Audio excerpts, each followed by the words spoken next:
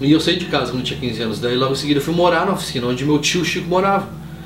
Daí meu tio comprou uma casa em Gravataí, e esse meu tio também trabalhava pra caramba. Ele morava, trabalhava e morava na oficina. Depois eu passei a ficar naquele quartinho lá. E ali eu comecei a viver. Só que ali eu comecei a entrar em conflito, né? Eu não queria viver, eu tinha... Musicalmente, meu avô era um homem muito musical, ele adorava música, ele adorava aquela música João Saudade, sabe? Qual é essa música? João Saudade? Porque, ó João, deixaste o galpão e a vida campeira, pra ser na cidade mais um João Saudade, sem eira nem beira. Era a vida dele, cara. Era a vida dele. Meu avô se ferrou muito, assim, até um dia, assim, conseguiu montar uma família, comprar uma casinha, sabe? Todo sonho de todo. Muito esforço, muito trabalho. E meu avô sempre fazia assim, tipo churrasco toda sexta-feira e levava uma banda pra lá. Ele não tocava nada, mas ele ficava batendo caixa de fósforo, no máximo. Mas levava uma galera pra lá. Os músicos, violeiro e tal, assim. Tocavam no Piscínio Rodrigues, Raça Negra já, que era coisa já mais contemporânea, né? E muita rancheira, muita música de galpão, muita milonga. Tinha um galpão dentro da oficina. E tinha sempre, de noite, assim, tinha sexta, sábado, certo que tinha. E às vezes sábado, meio-dia, enfim. Minha avó não gostava, né? Muita bebedeira e tal, né? Mas isso tinha um lance da musicalidade, né? E eu achava isso muito legal. E fora do meu avô, prestar atenção nas letras, assim, aí quanto aquilo mexia com ele, né? Meu tio Chico não tinha tanta coisa de música, mas meu tio Carlos, meu tio Alexandre, meu pai, eles tinham um gosto musical muito parecido. Eles ouviam Tears for Fears, Police, Genesis, U2. Era uma outra coisa, assim, já não era. Até gostavam de The Cure, essas coisas, um pós-punk ali, mas eles estavam num. Eles gostavam de The Cure também, né? Só que eles estavam num outro tipo de galera, cabeça, um pouco mais cabeça, um pouco mais reflexivo, no Silent Dia, olha que legal. Então eu tenho até hoje os vinil do Genesis, Police, Simple Mind, putz, e os caras cabeção mesmo, assim, já estavam em carreira solo. Tinha o cara aquele do Paul Simon, sabe, os caras que vinham aqui na Amazônia, sabe, fantástico, assim. Eu me lembro de entrar no carro e ter sempre assim um desses artistas, assim. E meu pai também ouvia muita música, e ele consumia muita música dos anos 70, assim, muito soul. Meu pai era fã de Barry White também, Creedence, sabe, umas coisas assim agora. Beatles, meu pai amava Beatles. Então fui misturando tudo isso na minha cabeça. Então eu tinha essa coisa assim, tipo um jeito de compilar, parece que era um jeito de... Era um ponto de harmonia entre os meus tios e de conveniência, assim. No entanto, nenhum deles produzia arte. E era também um ponto de conveniência com meu avô, a música. O resto eles não se pareciam. O meu tio Carlos totalmente filósofo, sabe? O meu outro tio totalmente mecânico, assim. Um nunca leu, o outro leu 500 livros.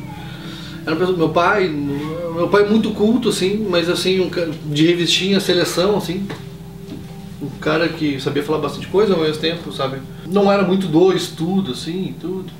Todos eles tinham saberes empíricos, assim, eles viviam coisas e eles sabiam muito sobre aquilo que eles viviam. Eu acho que eu comecei a desenvolver isso da música como se fosse uma reunião de tudo isso. Sabe, o ponto que ligava eu aos meus tios, a minha família. O meu tio Geraldo, esse que é irmão da minha mãe, também, ele muito músico. Ele chegou a fazer uma guitarra uma vez. Ele adorava a música também, só que desse meu tio já mais rock mesmo. Só AC/DC, Black Sabbath, sabe, Led Zeppelin, ele gostava dessas coisas, até as coisas mais contemporâneas. Daí o contemporâneo dele era o Guns N' Roses, essas coisas. Meu pai não havia nada disso, assim, ele gostava de alguma coisa. Meu pai gostava de Led Zeppelin, mas não gostava de Guns. Tô com tempo aí, falando pra caramba, né? Então tinham coisas, né, antagônicas assim dentro do rock, né? E o rock era a grande expressão de liberdade da época, né? Tudo era meio retrógrado, tudo não era meio demodé, brega. O rock era o som da liberdade, do futuro. Queen, sabe? Eu lembro de rock, lembro de Freddie Mercury, assim, Cazuza, Renato Russo, as pessoas libertárias, assim, que diziam coisas que chocavam a sociedade, assim. Aquilo lá pra mim era, puta, é isso que eu quero fazer. E aí eu lia muito, eu tinha uns livrinhos assim, que era muito legal, antigos, assim, de alguns poetas introspectivos, assim, né? Muito depressivo, isso eu gostava muito, Schopenhauer, um pessimismo do cacete, assim, mas eu adorava, eu adoro até hoje. Mas hoje eu tenho uma outra maturidade sobre essas leituras. Nietzsche, Fernando Pessoa, Álvaro Campos, toda a galera, todos os nomes ali do Fernando Pessoa, toda aquela galera daquele movimento.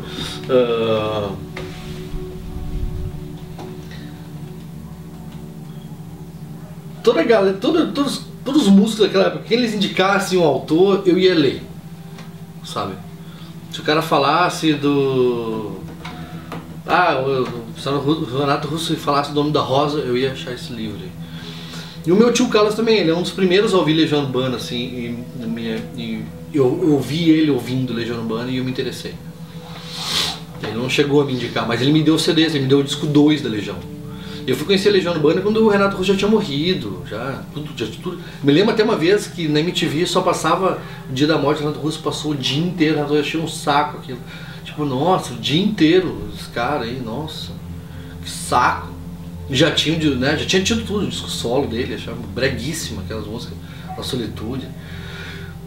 Puta, depois eu achei do caralho, hoje eu amo, né, o disco Limite Distante eu amo o disco de cabo a rabo, eu acho perfeito o disco, os discos da Legião eu acho perfeito, Cazuza eu acho foda. Hoje eu amo tudo aquilo, mas naquela época eu não gostava. Gostava das coisas em inglês, mas não gostava em português. Agora é o contrário, assim, agora eu gosto muito da música brasileira. Gosto muito. E sobretudo o rock dos anos 80. Então aquilo era muito libertário e se aproximava muito de mim. Eu tinha um constrangimento de gerar aquilo tudo, né? Tipo, de fazer música, né? 15, 16 anos, né? E eu não conhecia, onde é que eu achava as pessoas que tocassem? Como é que eu conseguia um violão? Tinha que ter dinheiro e tal. Bom, estava trabalhando na oficina, talvez pudesse, né? Mas é que fazer arte lá no Sarandi não parecia algo palpável, né? Tu tinha que, imagina, eu tinha que ser ou trabalhar no Banrisul, ou trabalhar no Banco do Brasil, podia ser no Banrisul também, podia trabalhar como militar, essas eram as opções, não ser músico, cara, isso não era sério. Fazer arte não é sério, até hoje é meio assim, né? Mas não, aquela época então, meu Deus, a nossa Sarandi era assim, tipo, nossa, meu, tu não quer trabalhar, tu não quer levar a vida a sério, então fala agora, não fica enrolando dizer que quer ser músico, né? Mas aquilo pra mim era tipo, como eu já soubesse, só precisava ver como é que eu ia viabilizar isso. Então eu pensava, se eu me formar na faculdade, eu dou pros meus pais o que eles querem e vou me dedicar na minha música. Então foi a primeira meta da vida. Foi o primeiro tipo assim, já sei o que eu vou fazer. Vou me formar em alguma coisa e tal. Mas eu queria me formar em algo que eu pudesse trabalhar limpinho, que eu não estivesse sujo já. Eu também passei por vários lances assim de oficina, tá com as unhas encardia assim de um jeito que, meu Deus, no inverno aquela oficina era fria pra caramba, eu usava 10 folhas de jornal lá nos pés por causa do frio. No verão então era insuportável o calor, porque a graxa potencializava tudo, assim, era horrível. E aí tu sempre sujo, uma vez eu fui com um naco de graxa assim pro colégio, assim, me lembro meus colegas rindo, assim, eu não sabia o que era, depois uma guria me falou, tu tá com graxa aqui. Puta, tem um nacão de graxa, eu tinha me lavado e tal, nossa. Às vezes eu ia pro colégio atrasado, não dava tempo de tomar banho, né. E as unhas, por mais que tu lavasse, tava sempre encardida, ficava nas digitais, não tinha como sair. E o cheiro desimpregnava. No verão, então, tu lavava a mão com diesel, né, pra tirar a graxa, antes de tomar o banho com sabonete. Mas às vezes não saiu o cheiro. Então, passei por vários, assim, era meio constrangedor, e isso vai gerando uma revolta dentro de ti, né? Aquela coisa da tua família, vai gerando várias coisas, né? As coisas... Tu não é nem miserável a ponto de não ter nada na vida, né? Não passei fome, assim, dormi sem jantar já. Dormi sem jantar, ou comer um ovo. Mas eu nunca passei fome. No outro dia já tinha comido, assim, né? Só não tinha janta, assim. Já aconteceu isso. 1 ou 2 vezes, no máximo. Passar fome, não. Me lembro uma vez de ter cortado a luz da gente lá no Leopoldina. Minha mãe fica furiosa, sabe? Mas cortaram a luz da gente uma vez lá e eu não entendi o que era. Eu vi que minha mãe estava super tensa e nervosa. E meu pai chegou e ele perguntou assim, ele chegou já meio que sabendo. Ele foi acender assim, ele falou assim, cortaram ela. Uhum. E aí eu me lembro de eu ter ido na janela e meu pai, sai da janela, sai daí, furioso, sai daí, sai daí. Eu não entendia por quê, porque ele tinha que fingir que não tinha ninguém em casa. Os vizinhos não verem que a gente estava em casa e estava com a luz cortada. Quando eu meti a cara na janela, meu pai ficou, sai daí. Olha que loucura, né? Eu fui entender só hoje, né? Tipo, depois de adulto, né? Mas eram coisas que duravam 1 dia, 2 dias no máximo, aconteceu algumas vezes. Meu pai ia lá e ligava. Meu pai ia lá fazer um gato, ligava. Isso aconteceu comigo já, né? Aqui nesse prédio mesmo. Cortaram 2 vezes a luz. Mas aqui até outra história. Até, já passei por fases ruins, mas nem perto dessa época. Essa época era mais punk mesmo, né? Então, tipo assim, era assim, não era nem tão miserável, né?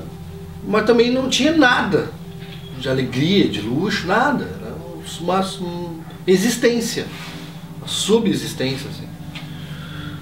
Não tinha emoção, cara. E era agoniante uma vida sem emoção. E a música me transportava. A música me jogava assim, nossa, era muita alegria. Eu chorava ouvindo música, muita alegria. Muita alegria. Eu amava a música. Eu me lembro de ter já saudosismo. Quando eu ouvia música, a primeira vez que eu ouvia música, fim de semana no parque, e Homem na Estrada dos Racionais, eu me lembrava do Leopoldina, eu chorava. Sabe? Imagina, tipo, eu era um piá branco e me sentia como um Mano Brown. Porque eu nem sabia que tinha diferença de cor ainda naquele momento. Eu vou saber quando eu sair do Sarandi. Sabe, naquele momento eu tomava traque da polícia que nem meus colegas, meus amigos negros tomavam traque, eu tomava igual. Não tinha, tu é branco, sai, né? Não, apanhava da polícia, era tratado igual, o mesmo tipo de roupa, mesmo vocabulário, entendeu?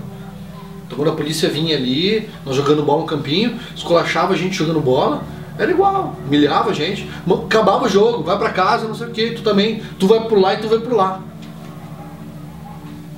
Jogando bola. Eu estava procurando alguém, acabava o jogo. Tu vai pro lá e tu vai pro lá. Daí ele disse, ô negão, te mando. Dá um tapa na cabeça do meu amigo. Te mandei por lá. Porque ele foi meio que indo junto comigo, porque a casa dele era no mesmo sentido da minha. Daí ele teve que ir pelo outro caminho. Assim, mandou a gente dispersar, assim, cada um pra um canto. Daí a gente teve que fazer toda a volta. E ele ficou com medo, começou a chorar, porque ficou com medo de o policial achar que ele tá teimando ele. Mas como é que ele dizia, policial, mas eu moro pra lá. O que eu vou fazer aqui, né? Só que, cara, pra eles a gente era tipo assim, não tem família, não tem pai, nem nada aqui. Nada, nem te ouviam. Tipo, com 13 anos, cara. 14, 15 anos no máximo. Então, tipo, a polícia pra ti, cara, os traficantes dali, os caras que eram bandidos, te tratavam bem. Quem te tratava mal era a polícia. Quem te tratava mal era a sociedade. Quem te olhava com desdém, quem te humilhava era a sociedade. Quem dizia que tu não podia fazer as coisas era o traficante, um bandido ali, ele acreditava em ti, meu. Ele dizia, não, vai, luta, meu, acredita, pá. E muitas vezes, por eu não usar droga, eu tinha um cara que era fudido lá, nem é bom tá falando o nome, mas tinha um cara lá que um dia falou pra mim, esse cara era traficante fudido lá, vendia na porta do colégio, inclusive. Não tô aqui julgando, nem dizendo que é certo, muito pelo contrário, eu mesmo nunca usei droga, não achava certo. Mas uma vez um cara me ofereceu droga na frente desse cara, esse traficante lá, e o cara deu um tapão na cabeça dele, assim, ô meu, neto não, neto do bem. Não falou do bem, falou, neto não, esse aí não. Tipo, me preserva assim, sabe, que eu era um guri legal. Foi uma coisa meio assim, saca, ele ficou de cara enquanto o cara tava me oferecendo droga, assim. E de uma certa forma eu tinha um orgulho daquilo ali. Eu chegava até a mentir que usava droga. Lá pros guris assim na roda, assim, né? Ah, não uso mais, não, parei, tive um teto uma vez, parei. Mas nem usava nada. Só pra dizer que tipo, já tinha uma experiência ruim, por isso parei. Mas eu nunca tinha usado. E assim foi indo, cara. E assim foi indo a vida ali, fui construindo as coisas. E daí na oficina, duas coisas me ajudaram muito na vida, a oficina. Porque, quer que não, foi eu vendo meu avô e meu tio ali, meu tio Chico e meu avô era eram os exemplos assim de trabalhar, de baixar a cabeça e trabalhar e não ficar se queixando, isso foi importante. E teve outros bons exemplos, mas ali foi aquele momento. E depois eu comecei a namorar logo em seguida, depois quando tinha uns 17 anos eu comecei a namorar. E fiquei muito tempo, namorei quase 10 anos. Então isso também, comecei, eu vivia, eu vivia na oficina e na casa lá dos pais dela. Então aquela família também me ajudou muito. Então eu tinha assim, comecei a ter outros valores e eles começaram a se justificar naquele momento. Que parecia não estar valendo a pena ser tão legal assim, sabe? Ao mesmo tempo que eu queria, mas parecia que não cabia. Mas daí quando eu tô ali, naqueles ambientes, começou a valer a pena. Ah, tu viu que ele é um cara que nunca fez isso, nunca fez aquilo. Pô, daí sabe, daí eram valores. Ah, uma escolinha, não sei o que, é legal. Porque eu não tinha outras coisas pra oferecer, não tinha dinheiro, não tinha nada. O pai do André bêbado na rua, caído no chão, sabe? Chacota, assim, né? Claro, eles não riam na minha frente, né? Mas minha mãe morria de vergonha que alguém soubesse. Eu falei que minha mãe ficou chateada quando eu falei disso a primeira vez, porque eu me lembro que minha mãe falava assim, tipo assim, tipo ela, vamos lá de uma vez antes que alguém veja, sabe? Ela ficava muito mal com aquilo, assim, né? Pô, era o marido dela ali, né? Mal, né? Ela não queria isso, não quer isso. Só que é o marido dela e é o meu pai. E eu tenho orgulho dele, ele foi um cara muito bom, cara. Ele fez o que pôde. Ele não é perfeito, não, e isso que eu mais admiro nele. Eu não gosto de gente perfeita. Tem um saco de gente perfeita. Porque no fundo elas não são. Mas ficam jogando na tua cara que são. Eu sou perfeito. Eu não sei o que, falando bem. Cara, grandes merdas, assim, cara. Meu pai fez o que pôde, cara. Ele não é perfeito. Só que tava na cara a imperfeição dele. Tava na cara, assim. Ele era um homem com muitos defeitos. Mas tava tudo exposto. Tava tudo exposto ali.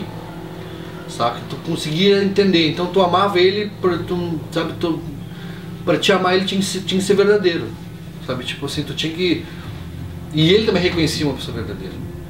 Então ele é uma pessoa que a admiração ali não tem tipo assim, eu me enganei, admirei ele enganado. Não, admiro por isso mesmo, pelo que foi, com isso, defeitos e qualidade. Essa história de pessoa perfeita, faz tudo certinho. Uma que eu tenho um pé atrás, sempre essa história de quem julga demais. E outra que a perfeição me incomoda, né? Porque ela não existe, assim, né? A gente não alcançou ela. Quem se julga perfeito, cara, se julga para poder acusar os outros. Se julga para poder, na verdade, as pessoas que mais apontaram os dedos, assim, apontou seus dedos pro meu pai, pra alguém ruim, ou para mim, queria ser eu, queria ser ele, sabe? A pessoa, o que eu quero dizer é que a pessoa que se diz perfeita, a pessoa que se diz perfeita, se diz honesta, se diz correta, na verdade ela só é assim porque ela não tem coragem de ser o que uma pessoa que faz os erros faz, e é. Não porque ela é por virtude, né? É muito raro alguém assim. Até porque alguém que é assim nem fala isso, nem aponta dedo nenhum. Ela só é. Ela só é. Mas quando tu aponta, fulano bebe, fulano caído no chão bêbado, não sei o que. Cara, se tu tá tão evoluído assim, tu devia estar ajudando aquela pessoa, tu não devia estar falando mal daquela pessoa, condenando ela, né? Então pra mim tá claro assim. Então eu tenho muito orgulho da minha família, de todo mundo. Todo mundo fez o que pôde, faz o que pode. E é certo e errado, e é isso aí, é o que é. Todo mundo é o que é. E eu comecei a tocar violão muito tarde, né? Eu já tinha 17 anos. Quando eu ganhei meu primeiro violão da minha ex-sogra, essa que eu falei. Inclusive esse primeiro violão eu quebrei ele. Eu quebrei esse meu violão. Um dia tava lá tocando lá, pô, quem tá tocando um instrumento sempre é um horror, né? Só sai barulhinhos ali, não sai nada e tal. E aí, e outra, tu precisa praticar pra caramba, né? Tem que praticar, até sair alguma coisa. Calejar os dedos, enfim. Eu tinha que trocar os instrumentos, porque eu sou canhoto, eu troquei as cordas e tal. A minha namorada, essa na época, um dia falou pra mim assim, indignada, assim, falou assim, furiosa, essa porcaria desse violão aí, ganha essa merda. Assim, adjetivou negativamente, né? Que agora essa vida virou um inferno aqui, você não larga essa bosta, né? Nossa, aquilo doeu tanto, magoou tanto, fiquei tão triste, que eu peguei, levantei do sofá, parecia um louco, cara. Assim, eu levantei do sofá, fui reto assim na parede da rua, botei, pá! quebrei o violão em pedaços, caminhei de volta, sentei no sofá, pronto, acabou o inferno.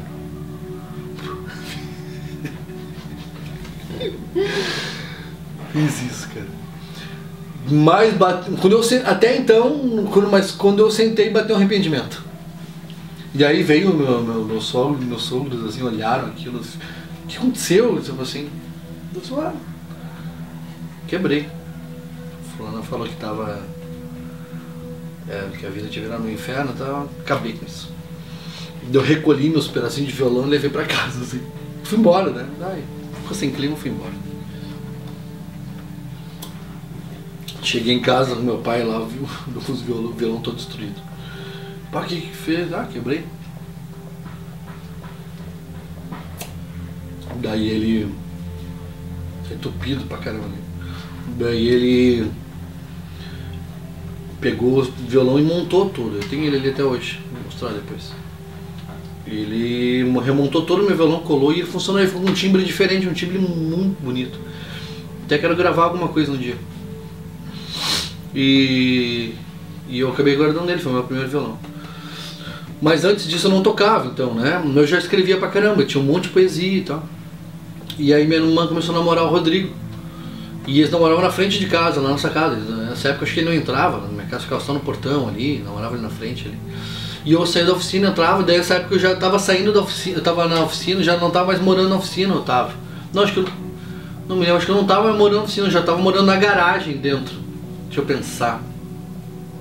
Eu não lembro bem, mas eu acho que eu estava quase indo morar na garagem. Sim, já estava na garagem porque eu encontrava com ele ali. E aí um dia, nessa, voltando do trabalho, claro, já tinha saído da oficina, eu acho, eu já estava lá na outra oficina, estava trabalhando em outro lugar já. E depois eu fui trabalhar depois que eu saí da oficina, eu fui auxiliar de almoxarifado 2 vezes. Mesmo sendo o único almoxarife dentro do almoxarifado, eu era auxiliar de almoxarifado. 2 empresas foi a mesma coisa. Mas fui bem tratado lá, do jeito que dava, né? Numa fui muito bem tratado, a outra do jeito que dava. E depois fui trabalhar na oficina mecânica, né? no escritório, mas eu vivia dentro da oficina. E aí foi quando eu conheci o Rodrigo, daí eu sabia que ele tocava guitarra. E eu, pá! Pronto! O começo do sonho, né? Pô, alguém toca guitarra, velho, eu preciso. Daí fui falar com ele lá. Daí disse, meu, vamos montar uma banda e tal. Ele, vamos, não sei o que. Mas tu toca alguma coisa, canta? Eu assim, claro, eu canto, né? Eu precisava, né, daquele álibi ali, né? Precisava mentir ele, não, eu canto, né? Só que ele sabia que eu não cantava, ele já todo mundo canta, né? Não tinha nada pra comprovar que eu cantava, mas eu, né? Não, mas eu canto, tá? E aí, eu cantava no colégio, tinha um cara que tocava, eu cantava lá, mas não cantava assim, né, no recreio, né? E aí ele, não, vamos montar. Eu já falei com um outro amigo meu no colégio, esse aí que, né, que eu cantava. Tô montando uma banda séria, autoral, aquelas coisas triplas. pra dar sustância, pra sustentar aquela ideia, né? Estou montando uma banda séria, de música autoral, pá, isso aqui. Daí um declinou, o outro foi, pá, tinha os integrantes, tinha baterista e tal, não sei o que. Por meses a gente teve, assim, vários músicos que entraram e saíram sem nunca ter feito um ensaio. Porque o cara era da banda, ficava 2 meses na banda e saía da banda, mas nunca tivemos nem ensaio. Então a própria demora pra conseguir, porque também não era assim, não tinha estúdio, não tinha nada. Era tudo muito difícil.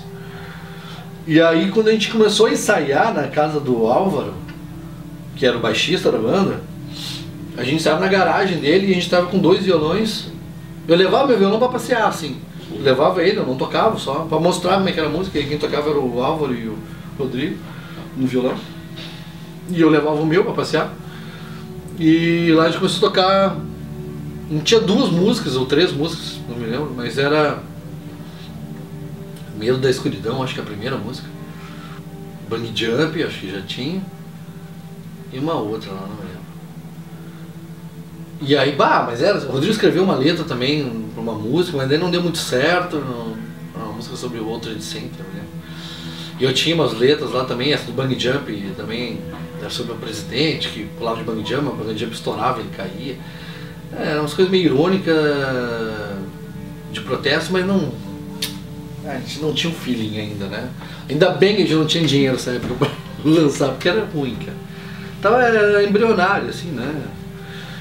E as músicas nasciam meio com criança, um cara de joelho mesmo, assim, né? Não tinha formato, não tinha nada, assim, não sabe bem o que vai ser. Mas é natural esse processo. O bom é que a gente insistiu nisso, a gente insistiu sempre em música autoral, a gente nunca fez cover assim, né? Ah, vamos tocando cover, quem sabe sai as autoral, nunca. A gente se reunia, tocava aquelas músicas todo sábado, assim. Depois que começou a entrar as outras coisas, aí sempre chamava um colega de aula, né? Sempre assim, né? Ah, o meu colega lá do técnico, o Rodrigo fazia técnico de informática, aí veio o Felipe, guitarrista, um baita guitarrista, toca muito. Aí entrou, aí era o Rodrigo, daí a banda se formou mesmo assim, e passou um monte de cara na bateria, passou um monte de gente antes de tudo, assim, até que formamos a Absolom. Felipe na guitarra, solo, mas o Rodrigo também solava algumas coisas, mas era mais o Felipe, que era mais solo, assim. O Rodrigo na guitarra, o Daniel, que é um cara que a gente conheceu num site, assim, pra músicos, assim, o cara ali do Sarandi ali. E Daniel na bateria, o Álvaro no baixo e eu na voz. E eu só cantava. Mas era gritaria e cantando pra dentro, sim, cantando pra dentro e gritaria e não tinha muito assim, não tinha uma identidade musical. As músicas também eram muito pesadas, muito pesadas. Era meio metal, meio Alice Chains assim, mas era um pouco grunge, mas um pouco metal. E aí eu tentando ser meio lírico naquilo meio tudo ali, né? Então, mas como é que eu boto minha poesia assim, se as letras tinham que ser densas? A música era densa, não combinava com a letra que eu escrevia. Então eu não tinha letra para aquelas músicas. Hoje eu sei, né? Naquela época eu não sabia. Então eu escrevi umas letras pesadas assim para tentar combinar com aquela música pesada. Me lembro de mostrar para as pessoas ficaram meio chocadas, assim, uma que era ruim, que eu cantava muito mal, né? Mas as gravações eram tão ruins que eu nem sabia como é que era a minha voz cantando mesmo. As gravações eram ruins, né? E aí a gente vai, eu me lembro que a gente vai tocar no festival, a gente vai tocar no festival de São Francisco, que a gente tocou esse festival umas 3 vezes. A primeira vez que a gente toca, a gente ganha como melhor instrumental. Uma música que era instrumental chamada Absolom, que era o nome da banda. O primeiro nome era Marreta Biônica, né? Não pegou, esse nome ficou um tempo, não tinha vida adesivo dela e tudo. Mas não pegou, depois virou Absolom, que o Álvaro deu esse nome. E a gente foi tocar lá, a gente tocou uma música, a gente tocou Absolom e Conspiração Segredo. A música Absolom, que é o mesmo nome da banda, Absolom, que era instrumental, tinha 2 solos na música, assim, era só instrumental. E aí Conspiração Segredo, que era uma letra punk, assim, que era a música que eu mais gostava, que era uma música que eu tinha feito. E combinava muito, mas daí tinha um solo foda também. E ganhamos como melhor instrumental, porque eu dos guri, não tô solando e pá. Putz, ali foi ali, agora vai, estamos estourados, vambora. Começamos aquela coisa ali. Só que daí foi o nosso primeiro show assim em festival, que foi, eu não sei se foi Esteio ou Sapucaia, no clube comercial de um desses 2 lugares, que era tipo um lugar para, sei lá, umas 2.000 pessoas e tinha 30. E era uma escuridão, tu tinha que ir com lanterna para ver as pessoas onde elas estavam, assim. O palco com caixa de cerveja, assim, palco feito com cerveja, nossa, tu tocava assim, uma escuridão, não tinha ninguém. Imagina, 2.000 pessoas cabia ali, tinha 30 no máximo, e eram as bandas mesmo, né? Ou as namoradas, assim. Mas tocamos lá no final do primeiro show, tocamos com 2 covers, Cartas aos Missionários, uns e outros, e Não Serve Pra Mim, do Roberto Carlos. E o resto era nossa. E depois, um tempo depois a gente começou a tocar O Tempo Não Para, do Cazuza também, uma versão muito pesada dessa música, a versão mais pesada que essa música já. Mas só que não era aquilo. Mas daí depois a gente tocou, mas aí não acabou a banda ainda. Depois a gente fez mais músicas e tal, e começou a ensaiar. A gente revezava entre o Estúdio Guedes lá no Sarandi, ou na garagem da casa da avó do Rodrigo, que é no bairro Humaitá, que é um bairro totalmente industrial na época, principalmente, Que esse final de semana não tinha uma viva alma, não tinha ninguém. Pensa que não tinha ninguém. E então tu descia do trem e tu conseguia ouvir a banda tocando já assim, 3 quadros de distância, tu já ouvia a banda. Botar o pé eu já ouvia qual o som assim. E tu caminhava pela zona, não tinha ninguém, assim, era muito louco. Então a gente tocava com a garagem aberta, riava-lhe o pau lá, ninguém comandava, ninguém nada. E a avó do Rodrigo até gostava. Ela vendo o Silvio Santos dentro de casa e nós na garagem, riando o pau mesmo. A gente tocava alto. A voz não se ouvia, né? A voz não se ouvia. Eu cantava, então ninguém sabia como é que eu cantava ainda, né? Sabia porque quando a gente gravava às vezes alguma coisa no estúdio, dá pra ver que eu cantava mal. Mas para aquela gravação daí eu não sabia se tinha melhorado, parecia porque só via né? Gritando. Quando gritava é melhor. E aí, cara, que a gente, quando vai fazer a primeira gravação da Absolom, que dá pra ver assim, que eu canto muito mal, a gente vai gravar no Guedes lá, o Gabriel, que vai ser nosso baterista mais tarde, depois, o primeiro baterista da Liter. Ali eu vi, puta merda, não sei cantar. Ali foi uma tragédia. Pra mim eu já tava devendo há muito tempo, né, porque meus ídolos já tinham até morrido na idade que eu tava, 22, 23, os caras alguns já tinham até morrido. Já não valia, sabe, Neil Kurt, os caras assim, o vocalista do Joy Division, já tinha morrido, cara. Ou a Maria com 27, assim, né, o Jim Morrison, os caras tipo, já vão morrer. Eu já tava cantando bem há muito tempo. E eu não sabia cantar, não sabia tocar. A banda ainda não tinha, nem tava indo shows, saca? E os meus ídolos as bandas já tinham acabado, nessa hora do campeonato já era pra ter acabado. Era pra ter feito o show dos 17 até os 22 e agora, sabe, já era pra estar finalizando a carreira. E eu nada. Puta, então eu tava sempre assim, atrás da máquina. E uma vez, cara, uma pessoa me falou, uma pessoa que era importante pra mim, cara, pegou e me falou assim, cara, que aquilo não era pra mim, aquilo ali era pra quem que tinha grana, assim, sabe? Ser músico, né, não era pra nós, ou ter grana ou ser de um país que fale a língua inglesa. Porque daí tu canta inglês, é diferente, aqui no Brasil é diferente, ou tu tem dinheiro ou não serve, não vai conseguir nunca. Foi tão triste, cara, ouvir aquilo ali, foi tão doloroso, ouvir aquilo ali, pra mim doeu, meu, ele foi e era uma pessoa que musicalmente me incentivava muito. Eu não vou falar quem é, porque foi uma pessoa que me ajudou demais, me ajudou muito, mas esse conselho foi horrível, cara, esse conselho doeu lá na alma. E eu esperava muito dela. E ela me apresentou muita coisa a fazer. Mas pena, esse conselho foi ruim. Mas também foi combustível. Eu também, de uma certa forma, pensei assim, eu vou provar pra ele que dá certo. Vou provar que posso. Mas eu não queria ter ouvido dele, assim. Mas de certa forma foi importante. Foi quando eu pensei assim, bom, eu preciso montar minha banda. Então tinha aquele conflito todo, trabalhar na oficina, meu avô tinha falecido. A família mudou a partir daquilo ali, depois que meu avô morreu, a família nunca mais se uniu, foi cada um pra sua, não houve mais, né, era meu avô era o cara, assim, não queria ficar na oficina, eu também sentia muito pelo meu tio Chico, que amava a oficina, a gente estava muito bem. E aí eu não queria mais estar na oficina, não queria mais, tudo um conflito, assim, tipo, o que é você? E eu comecei a estudar um curso técnico de informática para trabalhar, eu não tinha nem computador, eu me lembro que o primeiro dia assim, foi horrível, cara, eu queria morrer, eu queria me matar, porque eu fui estudar eu não sabia ligar o computador, eu fui estudar e não sabia ligar o computador. Eu não tinha computador, então comecei o curso de técnico de informática, meus colegas já tinham, né? Por mais, eu não tinha. E a minha namorada tinha um computador, então eu só podia usar o computador naquela casa dela no final de semana.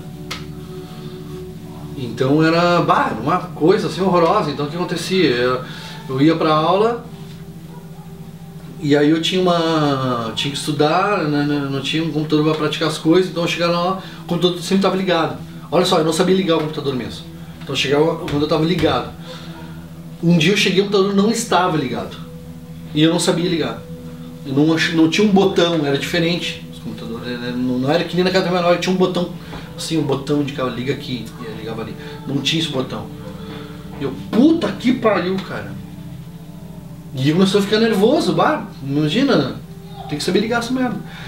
E eu peguei, fui no banheiro, e quando eu voltei o professor passou na sala e ligou todos os computadores. E graças a Deus. E aí tá, isso na primeira semana. E aconteceu de novo, no outro dia de novo, não estava ligado e o professor não ligou. Fui no banheiro, demorei, quando eu voltei, minha máquina seguia desligada. E eu, pá! Que bosta, cara. E aí quem ligou o motor para mim foi meu colega, que foi o Rafael, que vai ser o baixista da Liter. Que eu assim, não sei como é que ele dá, eu acho que é assim, pá, ele pegou e ligou pra mim. Ali ficamos amigos já de cara. Quando eu saio da banda, quando a gente vai fazer um último, a gente vai de novo participar do primeiro festival de música de Porto Alegre, que a gente participou. A banda que encerrava a noite era Bandalheira e tal, né? E tinha uma galera, assim, umas 2, 5 mil, diz que tinha 5 mil pessoas no festival, era muita gente, foi lá no Boitá. A gente se inscreveu por causa do tinha o endereço da avó do Rodrigo. E era por regiões. E a gente foi lá, tocou uma galera. Até a galera, porra, gostou bastante da gente. Só que a gente não ganhou nada, assim, ficamos de fora. E eu pensei,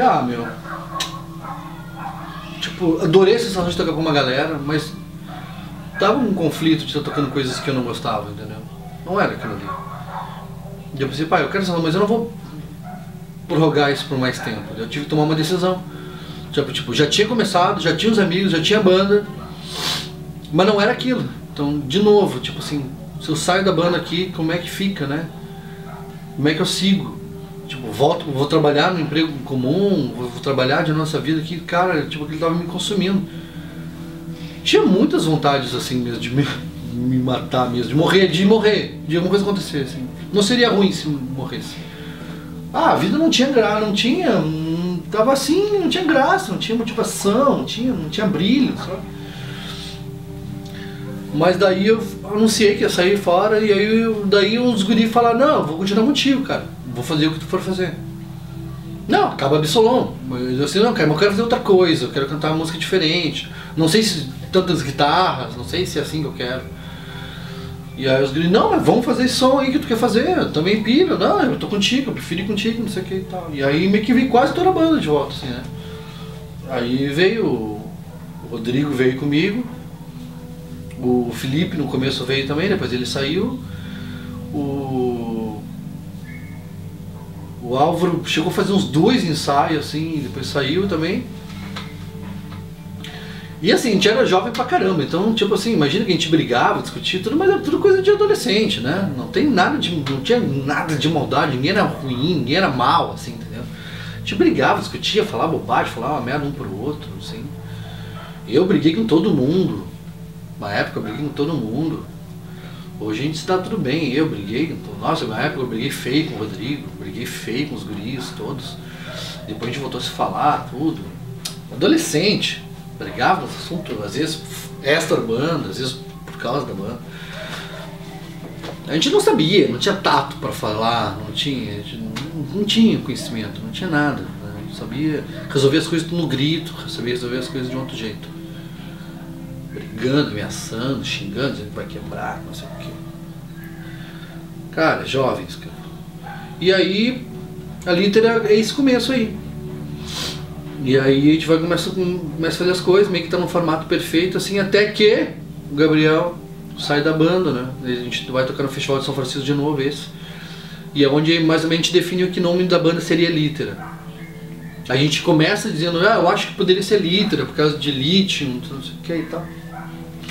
E a internet de escada tinha que entrar meio-dia, sábado meio-dia, depois do meio-dia. Tu chegou a pegar isso? Uhum. Sábado meio-dia entrava na internet, ou depois da meia-noite. Depois da meia-noite. E aí eu descobri que tinha várias bandas cover já de Nirvana, chamado Lithium. Banda cover de Nirvana chamada Lithium. Eu, puta que saco, cara. Daí eu comecei a derivar o nome Lithium, literal, e eu comecei, palavras relacionadas e vinha muito litera, não sei o que, litera. Achei legal o nome no feminino, a litera. Eu, legal, gostei. Porque eu gostava do Lithium. Nós somos a Lithium. Adorava. E eu naquela época era muito fã do Kurt. E aí eu comecei a gostar de A Littera. Mas né, dos Littera, interessante, mas nunca... Não tinha, vamos indo, deixa assim por enquanto, não tinha show mesmo, né? Vamos indo. E aí quando apareceu o show que a gente teve festival, tinha que escrever um nome, daí a gente... vamos botar Littera, depois a gente vê de novo. Só que daí a gente gostou. A Littera deu show de rock, tem uma frase no jornal lá. A gente saiu no jornal Diário Gaúcho. Quando a gente saiu no Diário Gaúcho, agora foi. Para as pessoas que não acreditavam na gente, agora, olha ali, nós no jornal ali e tal, só que muito faceiros, muito empolgados, né? Agora revirou, né? Agora virou jogo. Mas o baterista estava indo embora, e foi, né, tinha recebido uma proposta muito legal, ia trabalhar no Rio de Janeiro. Puta merda, né? E aí nós íamos começamos a tentar catar baterista, até que a gente decidiu, o Rodrigo falou, eu vou pra bateria e chega, tipo, não aguento mais essa história, vou aprender a tocar bateria. Tinha que aprender a tocar bateria, aprender a tocar. Eu disse, mas quanto tempo mais até aprender? Vai ser mais rápido que achar um baterista, tava nesse nível. Daí nós, então vai. Pra gente optar por tocar, pro Rodrigo virar baterista, que nós já tínhamos passado por todos, os bateristas todos tinham tocado, os profissionais mesmo, os bala, não ia tocar numa banda começando, né, uma banda daquele jeito e tal. Cara, teve um cara que tocou baixo pra nós numa época, o Fábio. O Fábio, ele era mais velho, sei lá, 30 anos. Né? Mas assim, cara, foi muito legal, foi legal um cara mais velho tocar com a gente. Porque deu um aval, assim, sabe? Mas ele adorava rock e tal, então tipo assim, nem sei se ele achava tão legal as músicas, mas ele gostava da função, assim. Era um cara muito querido, meu. Começou a tocar com a gente, assim. E aí nós montamos uma banda. Chegou a ter um momento bom, assim, antes do Gabriel sair, né? Era o Gabriel, tinha o Fábio, o Felipe, o Rodrigo e eu. Aí depois virou o Rafael, o Thiago, o Rodrigo e eu. Esse formato, quando vem o Thiago tocar com a gente, e o Rafael, quem traz ele, né? Ele falou, tem um cara lá, mora perto da minha casa, que ele ouviu as músicas da gente, ele adora, cara, ele já sabe até tocar algumas e tal. Eu disse, capaz, traz ele aí então, de repente é o cara, né? E aí ele tinha, sei lá, o Thiago tinha uns 17, 18 anos por aí. E aí quando entra o Thiago comendo um pão banana assim, pão banana de alpargata, eu disse, não acredito, cara, o Thiago, um homem, cara. O cara tinha virado um homem, velho. E eu, velho. O Thiago era o guri que andava de bicicleta voando pra cima e pra baixo lá no Parque São Sebastião, quando eu era amigo das irmãs dele. Aquele gurizinho tinha virado um homem e agora era guitarrista da minha banda. Então aquilo foi louco, né? Então daquele formato primeiro da Littera, que era o ideal nosso, que era o Gabriel na bateria, o Fábio no baixo, Rodrigo e Felipe na guitarra e eu na voz. Depois o Felipe saiu o Fábio, saiu o Gabriel. E a gente muda totalmente a banda e aí começa a preparar o repertório pro disco mesmo. Aí sim, Rodrigo na bateria já tocando muito bem e tocou muito rápido. Em 2 meses tava tocando e tocando muito bem, tocando que nem o Gabriel tocava. Não exatamente como, mas assim, como a gente queria, que a gente precisava, pegando tempos e tal, assim. Muito rápido. Levou um tempão, meses, assim, mas foi muito rápido, foi mais rápido que a gente pensou. O Thiago, cheio de criatividade, um monte de música nova, me deu um monte de música para botar letra, e as músicas eram coisas que eu queria cantar. Cabia minhas letras nas músicas. Porque ele era fã de The Cure. Então ele tinha um monte de delays, delay pra caralho, assim. Adorava Legião Urbana. Era o que eu precisava. O Rafael gostava de punk rock, adorava Green Day, e ele era fã de Green Day. O Rafael tinha uma banda chamada Contradição Ambulante, que é uma música do Green Day, Walk Contradiction. E eu, cara, tinha a banda perfeita, né, então, massa. E com essa banda a gente monta o repertório do primeiro disco, que a gente faz os primeiros shows, assim, com aquele ali. A gente tocou no galpão do IBGE, assim, quadrados, assim. O Cave que tinha ali na Vasco, que era na Vasco da Gama, lá perto do Bonfim, uma travessa da Guete. Tocamos lá algumas vezes com a banda que vai me inspirar, com a banda que vai ser a banda que naquela época era o Quinto Poder, depois vai ser Véspera e depois vai ser a Tarsila, que é a banda que underground assim que vai me inspirar, uma banda de Porto Alegre, qual eu vou me tornar amigo dos caras e vão ser tipo inspiradores. O Lucídio é o primeiro cara assim a me ajudar a gravar as primeiras coisas da Litra com voz. Eu adorava as letras deles, adoro, né? Mas naquela época eu tô falando, as letras, a estética, o conceito, eu achava tudo perfeito, eu achava tudo que uma banda tinha que ser. Ah, amava.